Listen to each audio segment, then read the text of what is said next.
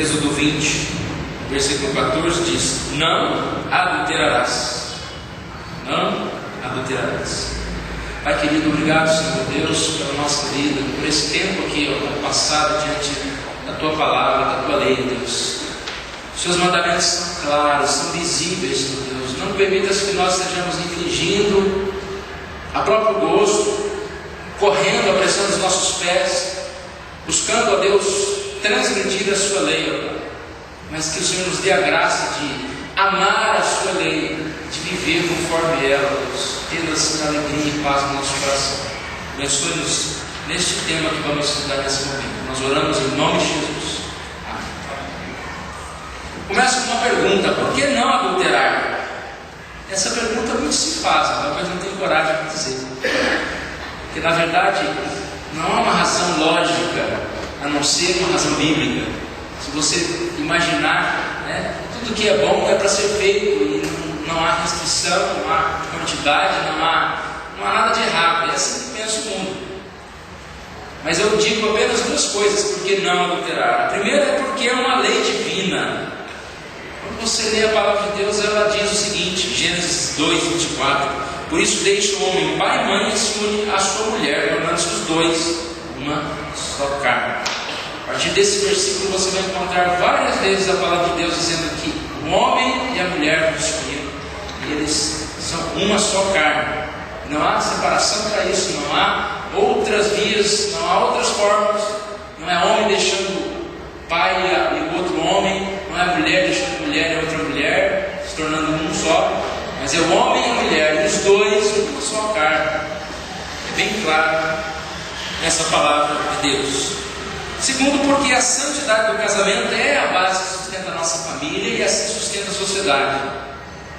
Quando nós lembramos desse mandamento, quando nós vivemos a paz de Deus em relação à santidade e não buscar o adultério, não buscar aquilo que afasta-nos da santidade de Deus no casamento, nós estamos colaborando com uma família que vai viver em paz, um lar feliz, um lar que vai ter filhos felizes, estruturados, um lar que não vai se separar, um lar que vai crescer e realmente multiplicar, e esse amor vai crescendo mais e mais, e assim nós vamos contribuindo para uma sociedade melhor, para uma vida melhor. E como nós falamos no cântico, a partir de ter uma família estruturada, que vive bem, nós temos uma família abençoada, que serve ao Senhor. Se nós não vivemos em ordem na nossa casa, na nossa família, não há como nós servirmos ao Senhor. É uma adoração meio quebrada, quando nós estamos partidos, quando parte da família apenas vem à igreja, quando parte da família está vivendo de acordo com a vontade do Senhor. Há uma comparação interessante que nós podemos fazer. Quando nós lembramos de casamento, nós lembramos de pacto, de aliança. A comparação sempre lembrada da aliança de Deus com o homem. Deus se relaciona pactualmente conosco e Ele nos faz promessas incondicionais. Esse relacionamento com Deus não é contratual, é um relacionamento pactual. Eu gosto sempre de falar em casamento nisso, Quando há um casamento, mais do que um contrato, onde você está ali assumindo um compromisso diante de certas leis, de certas normas, você está fazendo ali um pacto, uma aliança, e essa aliança diz que em todo tempo nós vamos amar, seja na alegria, seja na tristeza, seja como for, nós vamos permanecer fiéis, vamos buscar isso. O contrato é fácil, o contrato você lê a cláusula lá e se o aparelho não está apresentando um sinal que você deseja, você vai lá com o contrato, você devolve o aparelho e pega o seu dinheiro de volta. Mas no casamento nós temos uma aliança maravilhosa com Deus. Mas isso é para um outro momento. O que eu quero tirar de comparação aqui, de forma interessante, é que o que Deus deixou para nós na sua aliança, no seu pacto para com Ele? Algo visível, algo que seja manifesto aos nossos olhos. Deus deixou a água, que é utilizada no batismo. Deus deixou o pão e o vinho que nós tomamos, e isso é a Santa Ceia. É algo que quando nós participamos, nós estamos dizendo que nós somos o Filho, nós somos o povo do Senhor. O povo do Senhor, ele não vai ser distinguido pelo corte de cabelo, pela aparência, por algumas coisas. Mas um dos sinais visíveis, ou talvez o único sinal visível, é que nós participamos desse pão, que nós comemos, que nós temos essa água no batismo. Quando nós perguntamos e pensamos no pacto, na aliança do casamento, qual é o sinal, qual é o símbolo, qual é algo que Deus deixou para nós, para demonstrar que nós temos um casamento, que nós somos diferentes? É essa união do Senhor, se tornar uma só carne. Então, a vida do casal é uma vida que é manifesta através desse relacionamento sexual, ou seja, é a dádiva do Senhor, e para selar isso, para demonstrar isso, né? Nós temos aliança, né, que mostra, mas nem todos usam. Mas para selar o nosso casamento, nós temos algo que Deus deu dos céus. E o sexo, a vida do casal, é algo que é abençoador, é algo que traz alegria, que traz prazer, que traz muitas bênçãos para cada um de nós. E a gente percebe que o que o homem tenta fazer é experimentar a alegria, o prazer do casamento, que é dado a um casal. Ele tenta experimentar isso através do adultério, através das fugas, através de tudo aquilo que não agrada ao Senhor. E nós sabemos que deixa de ser bênção. A explicação sempre que a gente pode pensar, né, é como um rio que é maravilhoso, mas ele é bonito quando ele está lá dentro do seu leito. A água tem que ficar no seu lugar. Uma água que vira enchente, que é colocada de forma excessiva em lugares errados, vai desbarrancar tudo e vai ser um desastre. Quando nós achamos que essa água, essa vida fora do casamento pode ser algo bom, nós estamos enganando a nós mesmos. Gostaria então de falar um pouquinho sobre isso, irmãos. Primeiro é a questão da abrangência do sétimo mandamento. Alguém pode pensar, esse sétimo mandamento é algo que está relacionado apenas ao adultério, ao ato em si, e talvez, como aqueles fariseus, né, nós achamos que podemos atirar a primeira pedra, porque nós não cometemos esse pecado. Então a primeira coisa que a gente pode pensar é que este mandamento é um mandamento muito duro. Ele exige muito de nós, de cada um de nós. Ele exige de cada um de nós muitas coisas. O Novo Testamento, ele sempre é base para os 10 mandamentos, que são repetidos no Novo Testamento, menos o mandamento que fala a respeito do sábado. No Novo Testamento, o que Jesus disse a respeito do adultério?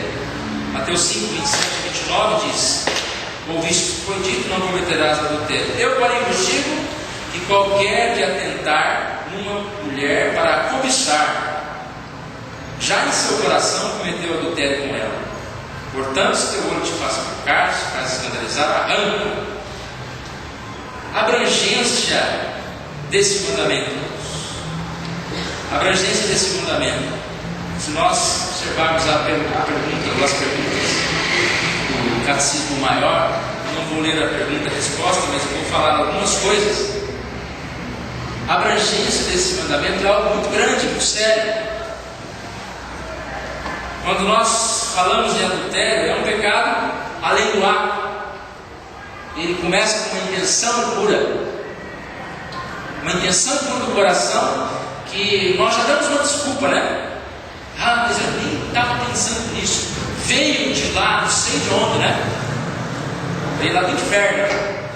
Veio. E essa tensão impura é alimentada.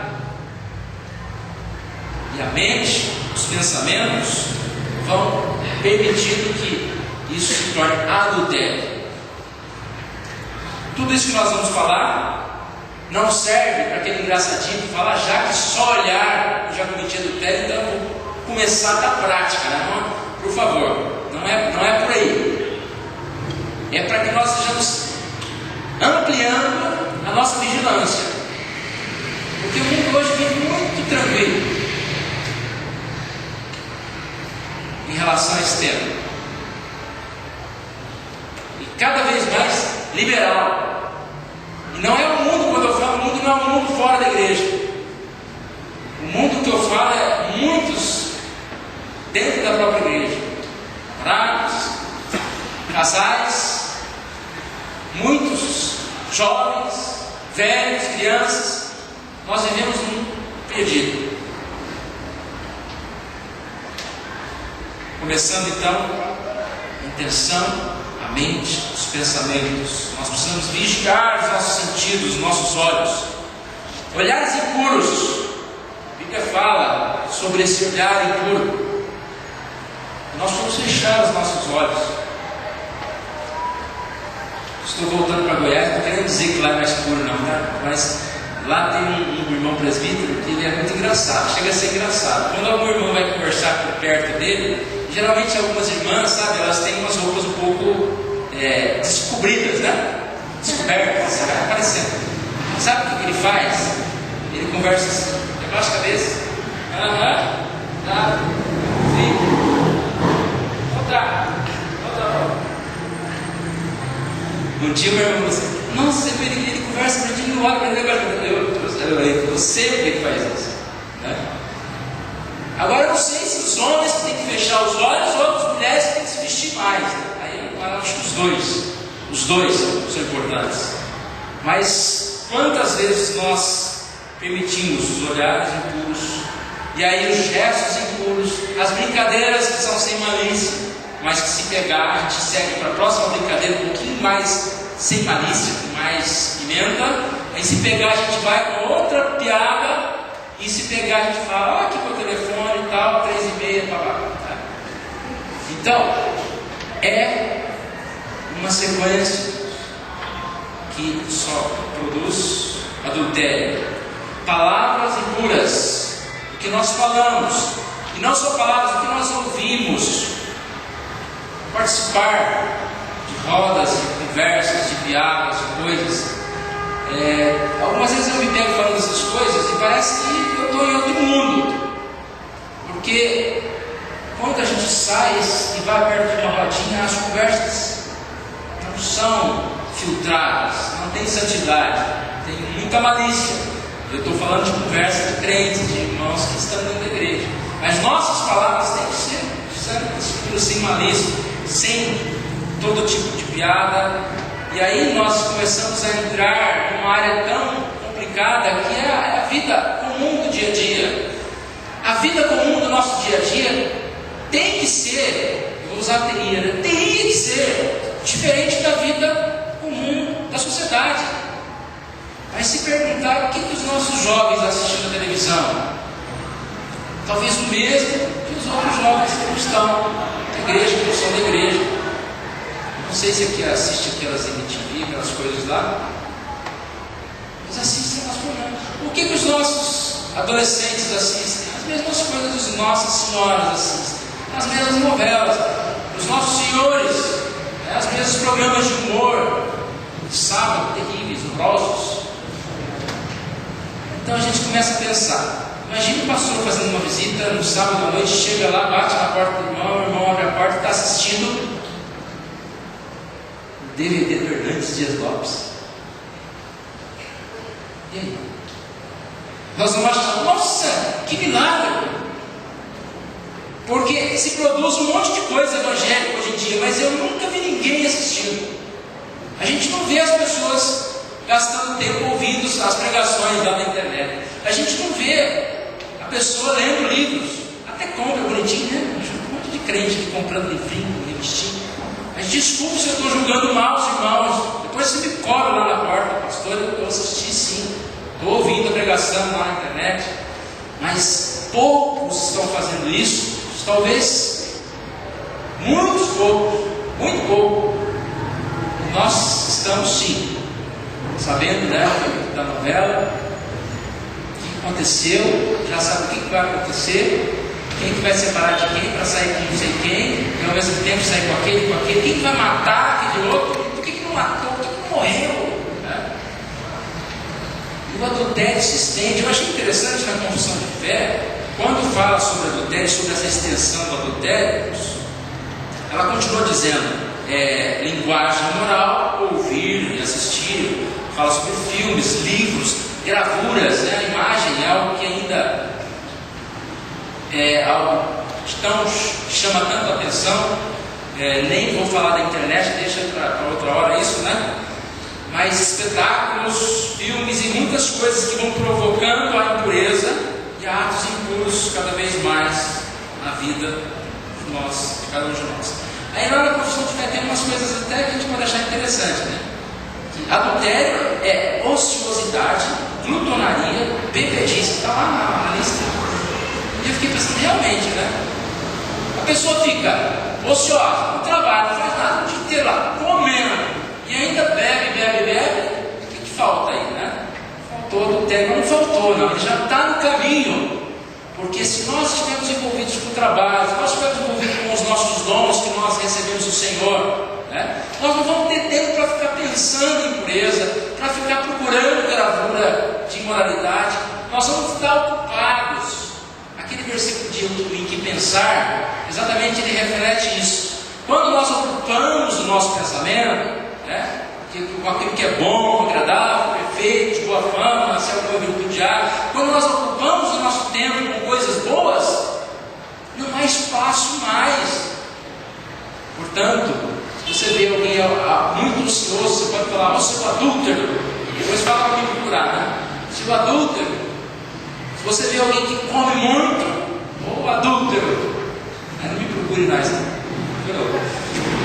Mas são coisas que realmente fazem com que a pessoa não tenha freio no seu próprio corpo, não tem domínio próprio. Se você não tem domínio próprio sobre a sua comida, se você não tem domínio próprio sobre o trabalho, você não consegue trabalhar, você não consegue fazer nada, se você não tem domínio próprio sobre a bebida, você controla a vida sexual, dificilmente alguém que está aí se entregando a tantas coisas tem controle também nessa área, está assim buscando o adultério.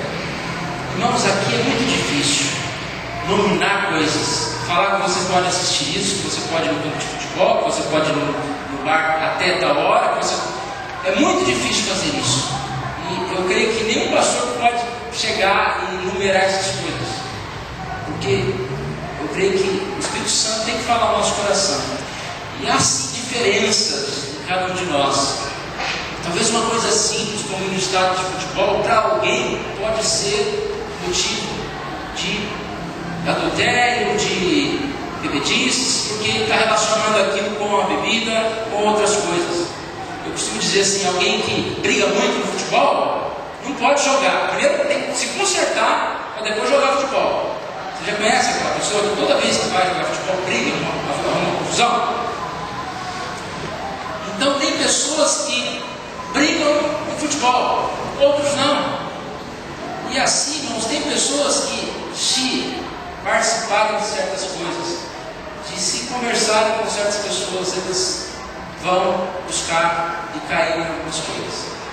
Então nós precisamos lembrar daquele texto que diz: todas as coisas me são lícitas, mas nem todas me convêm.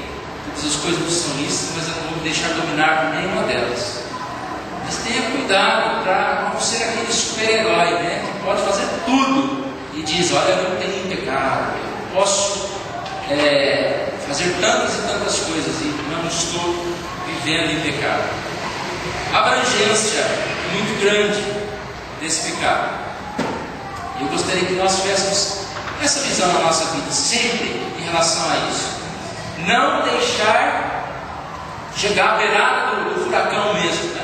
Mas a primeira placa de advertência, você se afaste. Não ande mais 10 metros, 20 metros, 50 metros, porque você vai chegar uma hora que a velocidade vai estar alta e você não vai ter mais tempo de frear. E aí você cai. 4 textos, versículos imprescindíveis. Eu gostaria que você anotasse em algum lugar sobre esse assunto. 1 Coríntios 6, de 15 a 18. Não sabeis que os vossos corpos são membros de Cristo? Eu, portanto, porventura tomaria os membros de Cristo e os faria membros de meretriz? Absolutamente não. A palavra de Deus é clara. Nós temos um pacto com Cristo, com Deus, aliança. Manifestamos essa aliança a partir da ceia que nós participamos, somos batizados, comemos o pão. Nós temos um pacto com o casamento. Esse pacto ele é demonstrado, ele é selado através da vida sexual, através da bênção que Deus nos dá. O quebrar o pacto com o casamento, nós estamos quebrando o nosso pacto com Deus. A única forma de quebrar o pacto é exatamente o adultério, porque assim você está assumindo um novo pacto, e aí você está tornando o seu corpo membro de uma outra pessoa. Você está se fazendo uma só carne com outra pessoa. Nós não temos tempo, mas a seriedade que é esse versículo, que é essa ideia do adultério, que é esse problema do adultério. O adultério é uma coisa simples que você faz e você simplesmente termina e vai para casa e penteia o cabelo e arruma um sorriso e continua a vida. É algo muito sério que destrói muito mais do que nós podemos imaginar. Esse versículo então diz que nós somos membros de Cristo e não podemos dar a esses membros, fazer membros de uma meretriz. Nós devemos lembrar que aquele que se une com o Senhor é um só espírito com Ele. E aí diz o versículo 18: fugir da impureza. Qualquer outro pecado que uma pessoa cometer é fora do corpo, mas aquele que pratica a imoralidade pega contra o próprio corpo. A importância desse mandamento: nós fugir da impureza. Que você não está destruindo qualquer coisa, você está destruindo a sua família, você está destruindo a sua vida, o seu relacionamento com Deus. Você está pecando contra a sua própria vida, você está gerando morte para a sua própria vida. Baseado nisso, Provérbios 7:27, que completa esse versículo, fala da mulher adúltera, uma mulher que se prepara para trair o seu marido. Ela sabe que o seu marido está viajando, então ela fica na janela chamando alguém e ela diz: venha para minha casa, meu marido está viajando, não vai voltar, e aqui está tudo muito bom, leito perfeito, bonito, entra aqui um pouquinho. E diz o texto: a casa é caminho para a sepultura e desce para as câmaras da morte. Lá diz: é como uma ovelha que vai para o matadouro. Esse homem que cai, que entra nessa casa. Essa casa se chama adultério. Capítulo 7 começa dizendo: guarda os meus mandamentos e vive. Ora, guarde o 7º mandamento e vive, senão você busca a morte. Versículo 22: num instante segue como boi que vai para o matador. Num instante, um momento para o outro, um segundo, você destrói a sua vida, deixando para a morte que é colocada aqui. Dois versículos que são contrários aqui. Outro aspecto, Hebreus 13, 4 e 5: digno de honra entre todos seja o matrimônio, bem como leite sem mácula, porque Deus julgará os adúlteros, os impuros. Seja a vossa vida sem avareza. Que fala sobre a alegria, sobre a honra que é você ter um leite puro, perfeito, você poder ter uma família, você poder sentar com a sua família na igreja, você poder andar com a sua família na rua e ter um leito puro diante de Deus. Mas aqui diz que Deus julgará os adúlteros. E ele complementa: seja a vossa vida sem avareza, contentai com as coisas que tendes. Se a gente emendar aqui a avareza, não só a questão do dinheiro, mas em relação à própria vida, ao prazer, nós vemos aqui, contentar com aquilo que nós temos, com a alegria que nós temos, lembrando de que o Senhor Deus está no nosso meio, nos alegra. Último versículo, Eclesiastes 9:9: gozai a vida com a mulher que amas todos os dias da tua vida vã, os quais Deus te deu debaixo do sol, porque esta é a tua porção nessa vida pelo trabalho com que te afadigaste debaixo do sol. Sempre leio esse versículo também em casamento, porque ele esclarece que nessa vida nós não temos muitas coisas que nos alegram, irmãos. Essa vida, como diz o próprio Salomão, ela é cheia de dores, de problemas, de amargores, de coisas que não nos realizam. Só o Senhor nos realiza. Mas aqui diz que na terra, além das coisas todas, a principal bênção que Deus dá ao homem é a família. E aqui, gozar bem com a mulher que amas os dias da sua vida, todos os dias da sua vida, porque essa é a porção que Deus te deu pelo trabalho. Você trabalha, você descansa, você trabalha, você descansa, você tem tudo aquilo, mas depois desse trabalho você vai buscar o bem do Senhor. Tem uma música antiga, aquela música lá, Faroeste Caboclo, de Renato Russo. Ela diz, né, que depois de todo o trabalho, no final de semana ele ia gastar todo o seu dinheiro, né, de rapaz trabalhador, em prostituição. A letra fala sobre isso. Erradamente, o homem que pensa assim, que eu trabalho, eu luto pela minha vida, então eu vou usar o que esse mundo tem a me oferecer de prazer. Aí entra a glutonaria, a bebida, o sexo. Pensa muito errado quem pensa assim. Mas a família é o nosso lar seguro, é o nosso porto seguro, é a nossa paz, é a nossa alegria, a alegria do nosso coração. A última parte, nossa mensagem de partes. 4 ações abençoadoras da família. Se nós queremos aprender sobre essa lei do Senhor, não adulterarás, nós devemos seguir pelo menos essas 4 coisas aqui, que vão nos ajudar muito. Começa com uma para os jovens: o amor mútuo, casal em que ambos se amam. Aqui está relacionado a com quem você vai se casar. O adultério muitas vezes começa antes do casamento, não no sentido da prática, mas no sentido de casar muito mal, da escolha totalmente errada. E a ideia abençoadora de Deus, e Ele tem para nós essa promessa de que Ele vai colocar na nossa vida uma pessoa especial que nós amamos, que vai ser a metade da laranja, que vai ser aquela pessoa especial. Ninguém pode casar com metade de uma laranja podre, né? E viver sofrendo o resto da vida. Então, começa aqui. Os jovens devem conhecer bem a pessoa com quem ele vai se casar.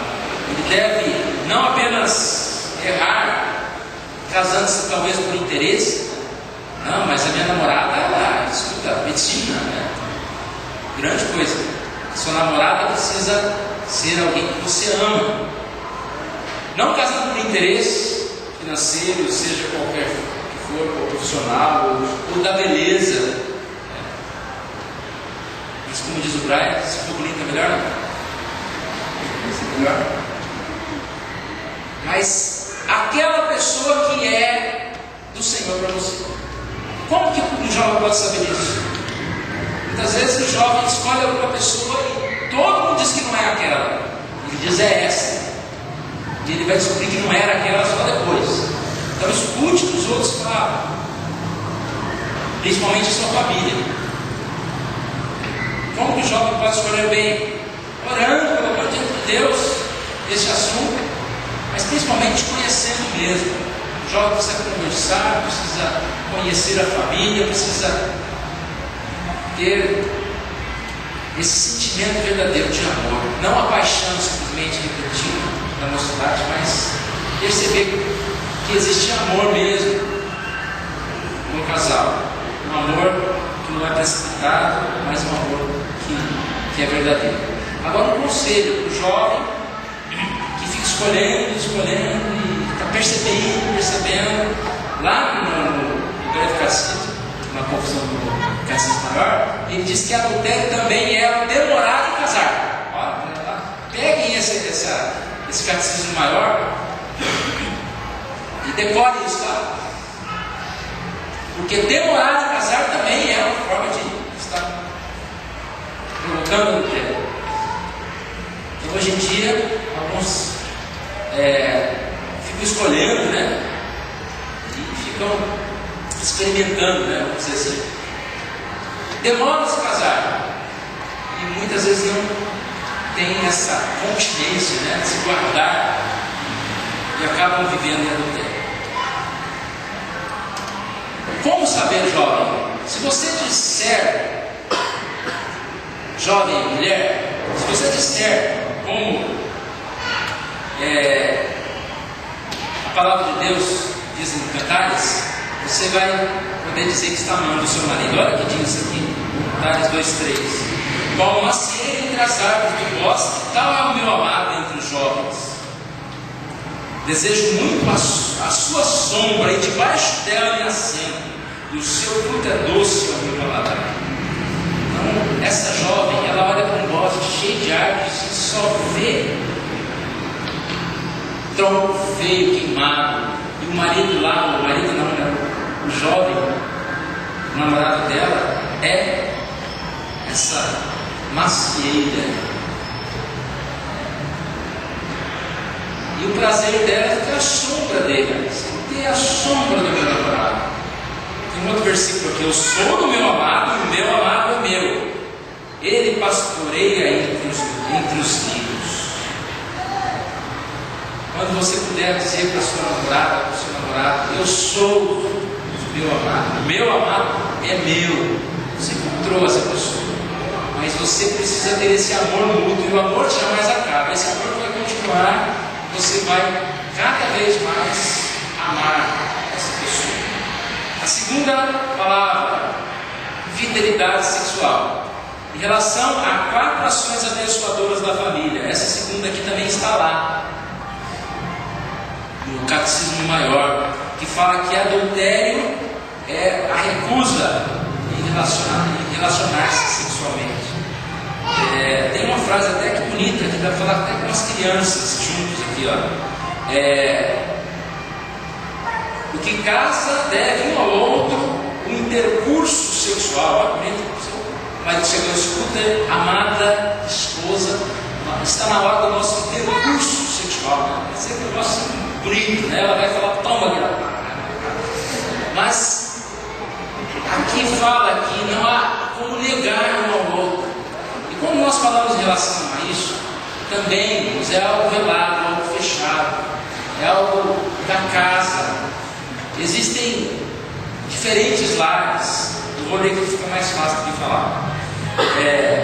Muitas vezes essa temperatura, né, de cada um, ela é de cada casal.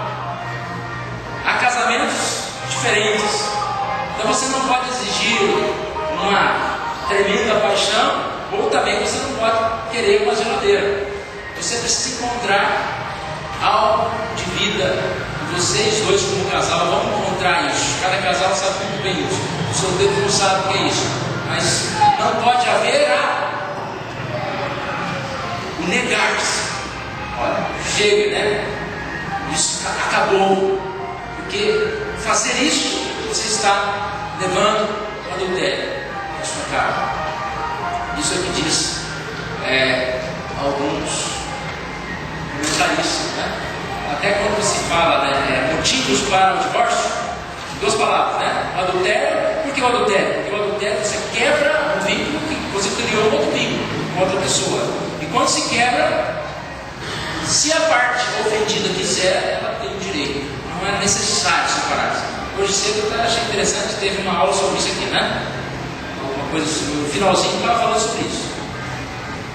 Agora, a outra parte é a tal da disserção obstinada, que é exatamente isso. Quando há recusa de uma parte no intercurso sexual, guarda essa, no intercurso, né? A recusa obstinada, isso pode ser chamada de disserção obstinada. E alguém pode se pedir um divórcio em relação a isso, porque se expõe ao adultério. Se você quer o seu lar feliz, você lembre-se que que algo que faz parte do casamento, que é a vida do casamento, é o sexo. E aquilo não pode simplesmente deixar de existir, como se fosse um adendo qualquer, né? Mas é algo que precisa existir.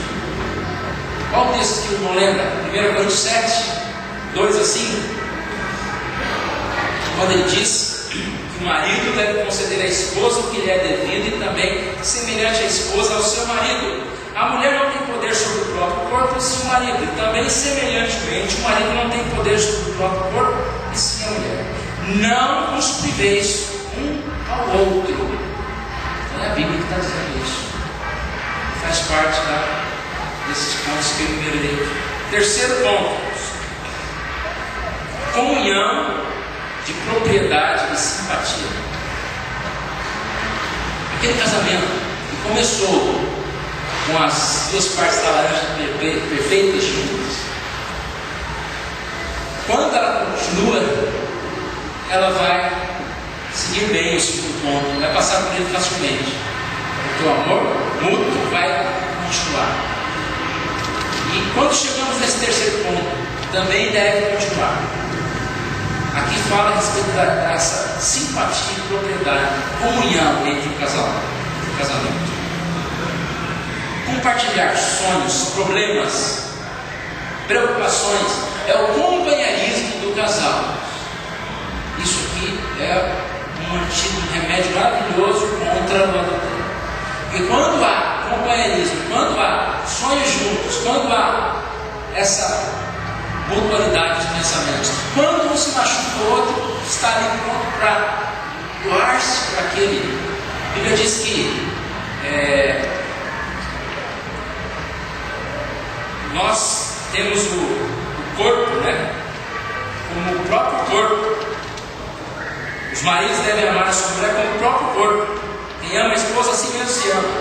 Quando nós temos a esposa como nós mesmos, nós nunca vamos deixá-la passar por qualquer coisa que nos afastar dela. O nosso corpo nós cuidamos, nós estamos sempre vendo cada detalhe.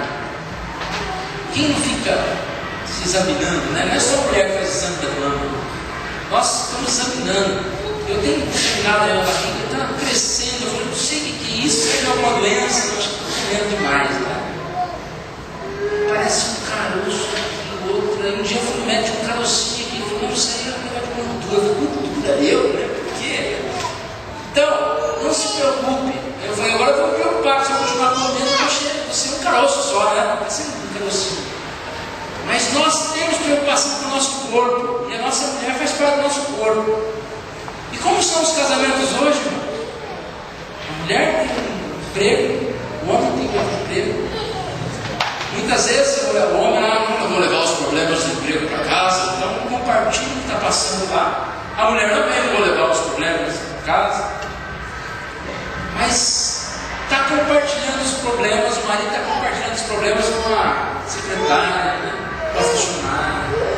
E aí começa um companheirismo com o outro. Muitas vezes a mulher não está compartilhando os problemas com o marido, mas lá no MSN arranja um amigo. Virtual não tem problema, Porque é virtual, conta tudo para esse amigo virtual, como se ele fosse assim, uma fumacinha, Não existisse, Estou muito triste hoje. Aí lá do outro lado, também, isso 3 horas da manhã. O que você fez hoje? Ela conta a vida dela inteira, mas o marido está dormindo ali do lado, não sabe nem o que é o sono. Então nós vemos o companheirismo assim, se afastando. E de repente chega um sonho. A mulher tem uma promoção e vai lá para Sorocaba. E o homem tem uma promoção e vai para Curitiba. E vai mesmo, para Sorocaba e para Curitiba, Felizes para sempre, com outras famílias. Não, irmãos, isso não é casamento. Compartilhar é seguir. Vai para Curitiba? Eu vou largar meu emprego, minha profissão, vamos viver com o seu salário, vou bem. Um dia eu estava assistindo um programa de entrevista, um programa muito famoso daquela Oprah lá, chique, e tinha lá uma consultora de finanças. Aí eu falo finanças, eu vou assistir esse negócio. Então a consultora de finanças estava analisando uma mulher grávida e ela estava lá e colocou lá o dinheirão que ela ganhava, o dinheiro do marido, e o filho ia nascer, e fazendo as contas se ela poderia largar o emprego ou não. Ele fez as contas, ela largando o emprego, ia facilitar porque ia mandar a babá embora, aumentar o dinheiro a renda da família, e eles tinham uma situação financeira que ficou olhando, nossa, ia ter aquele salário, nossa, salário de cada um, né? $20 mil, beleza. Aí mostrou lá, e vamos então voltar e vamos ver o que essa agente financeira fala. Aí o pessoal da plateia votou que ela tinha largar o emprego. Aí a consultora financeira, super, a mais conhecida lá dos Estados Unidos, famosa, disse: não, você vai continuar no seu emprego.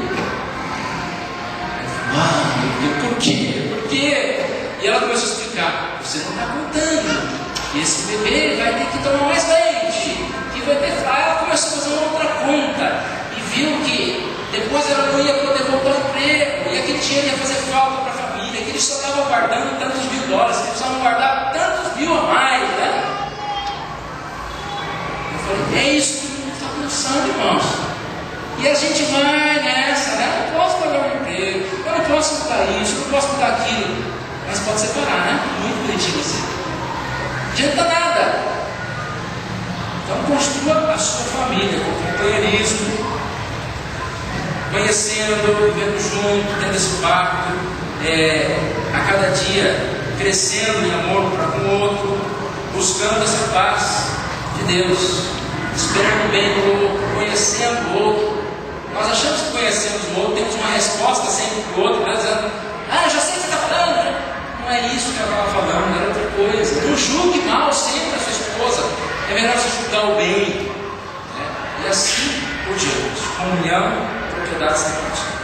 Último ponto, para que nós estejamos crescendo aqui em relação a 4 ações abençoadoras da família: treinamento e educação dos filhos, ambiente familiar. Todas essas coisas se completam. Se nós queremos uma vida santa, uma vida sem adultério, nós temos que aprender a educar os nossos filhos. Como nós vamos educar os nossos filhos? Tendo bom testemunho para os nossos filhos, demonstrando uma vida de santidade, de paz, de amor, o casal demonstrando para os seus filhos. E a partir daí, não utilizando os filhos como desculpa, porque muitos casais chegam na época em que têm os filhos, eles já estão com alguns problemas, e aí eles utilizam os filhos para acabar de se separar. Então é aquele marido que fala que tem que dormir com o filho sempre, não pode mais dormir com a esposa, dorme com o filho, e a mulher que vai se afastando, porque está sempre preocupada com os filhos. O marido deixa de dedicar: não vou dar mais presente para você, meu bem, porque agora tem que gastar dinheiro com os filhos, e o amor da mãe também vai aumentando com os filhos, e parece que não tem mais espaço para o marido. Os filhos são bênçãos, eles vão unir a nossa vida, e você tem que entender que se você não tiver uma vida abençoada, você vai ter filhos com problemas. Isso não é uma regra, mas se nós não tivermos uma vida de paz, ou se nós chegarmos à separação, nós estamos expondo os nossos filhos a uma educação, a um crescimento muito complicado e difícil. Como é abençoador uma criança, um jovem que cresce tendo na sua casa o seu pai, a sua mãe ali, e vendo o amor dos dois. Eu sei que muitos de nós aqui não sabem o que é isso, porque sempre viu o pai e a mãe brigando, discutindo. Alguns de nós aqui já estamos nessa época de que nem viu o pai e a mãe junto, né? Ou cresceu com o pai, ou cresceu com a mãe. Nós não podemos deixar que isso aconteça com os nossos filhos. Não é para o pai e a mãe se afastar da igreja dos nossos filhos. Tem pai e mãe que não vem mais na igreja. Ah, porque está frio, o filho não pode tomar vento. Ah, porque vai atrapalhar o culto, então não vou no culto. Participe da mesma forma com o seu filho. Deus vai cuidar, e ele vai ficar gripado lá na casa também do mesmo jeito. Traga para a igreja, enroladinho, e sirva a Deus, mas busque esse treinamento com sua família, e assim, educando esse filho nos caminhos do Senhor, você vai viver também abençoado nos caminhos do Senhor. Tenho certeza, irmãos, se nós buscarmos isso para a nossa vida, nós estamos buscando saúde para a nossa vida, para o nosso lar, alegria cada vez maior para tudo aquilo que nós vamos fazer, tudo aquilo que nós somos. principalmente quando repetir essas 4 ações abençoadoras. Amor mútuo, sabendo quem nós vamos escolher, vivendo com a pessoa amada mesmo. Além do amor mútuo, essa entrega, fidelidade sexual, não negar ao outro a intimidade sexual.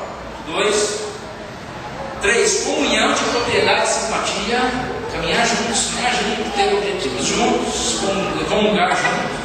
E por último, essa educação dos filhos, treinamento e educação dos filhos em um ambiente familiar. Teremos uma família melhor, teremos uma vida melhor, uma sociedade melhor, uma igreja muito mais abençoada, quando a família inteira vem louvar e servir a Deus. Não adulterarás. Eu gostaria que nós pensássemos nisso com seriedade.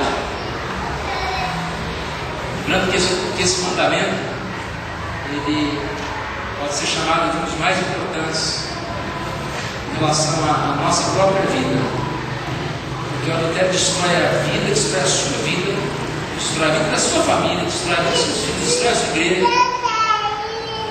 Muitas vezes nós brincamos com algo tão sério que na primeira placa de advertência, no primeiro mau pensamento, você diga que maior é o que está em você, o Espírito Santo, que te dá força, do que o que está no mundo, tentando te levar para coisas tão feias. Quando eu disse da abrangência desse mandamento, eu quero deixar aqui essa lembrança. Se você enfiar um pouco, você vai se enfiar muito. Mas se você começar a se enfiar um pouquinho, você vai da piada, vai para uma brincadeira, vai para um olhar, vai para um gesto, vai para uma dança e depois você vai. Deus nos ajude muito, irmãos. Nós todos somos devedores desse mandamento. Nós todos, ninguém pode atirar pedra em ninguém. Fico muito chateado quando alguém comete adultério e os outros, nós outros, atacamos pedra, como se nós fôssemos muito pedras. Que a misericórdia do Senhor se renove a cada manhã na nossa vida, nos afastando desse mal. E não deixando que essa igreja seja uma igreja liberal, seja uma igreja que seja conhecida por tolerar todas as coisas, mas que a gente, desde a ociosidade até o ato mesmo consumado, esteja buscando domínio mesmo próprio, perseverança naquilo que é a vontade de Deus na nossa vida. Vamos ficar em pé, vamos orar.